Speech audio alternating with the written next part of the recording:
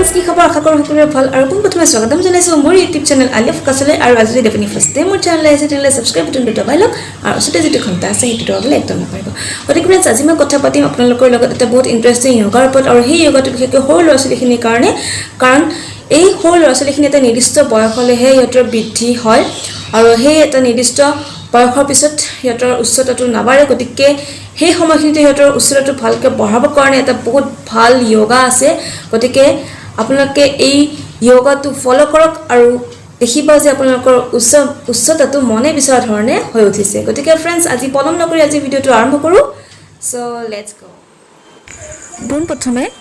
ভৰি দুখন লগ লগাই এনেদৰে থিয় হৈ ল'ব আৰু এতিয়া ক্ৰমে হাত দুখন ওপৰলৈ লৈ যাব আৰু মই দিয়া ধৰণে পজিশ্যনটো কৰিব আৰু আপোনালোকে সন্মুখৰ ফালে চাই কিনে এটা বিন্দুত নিবদ্ধ কৰি ল'ব আৰু সেই বিন্দুটোত মানে চাই থাকিব আৰু এতিয়া উশাহটো লৈ দীঘলকৈ লৈ ওপৰলৈ যাব আৰু আঙুলিকেইটা জোৰ দি গুৰুৱাটো উঠাই থাকিব আৰু এতিয়া উশাহটো এৰি এৰি আকৌ তললৈ নুমাইব সেই প্ৰক্ৰিয়াটো পুনৰ কৰিব প্ৰথমতে উশাহ লৈ লৈ গুৰুৱাটো দাঙি দিব যিমান পাৰি ওপৰলৈ মানে প্ৰেছাৰটো দিব তেতিয়াহ'লে আপোনালোকৰ বেছি কামত আহিব আৰু উশাহটো এৰি এৰি আকৌ গুৰুৱাটো মাটিত লগাব এই প্ৰক্ৰিয়াটো 4 পৰা 5 বাৰ মানকৈ কৰিব আৰু মই আপোনালোকক আগতে কৈছোঁ যে সকলো ব্যায়ামেই ৰাতিপুৱা কৰিব আৰু ৰাতিপুৱা নকৰিলেও মানে খোৱাৰ 4 ঘণ্টা পিছত ব্যায়াম কৰিব লাগে প্ৰতিটো ব্যায়ামেই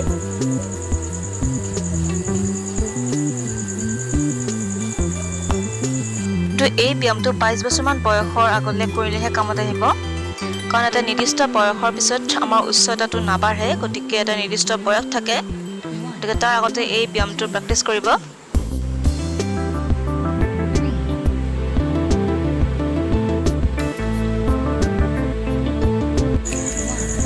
আপোনালোকে চাওক মই গুৰুহাটো কেনেদৰে দাঙিছোঁ ভৰিৰ আঙুলিকেইটাত প্ৰেছাৰ পৰিব লাগিব আৰু প্ৰেছাৰ দি কেনে মানে গুৰুহাটো দাঙিব লাগিব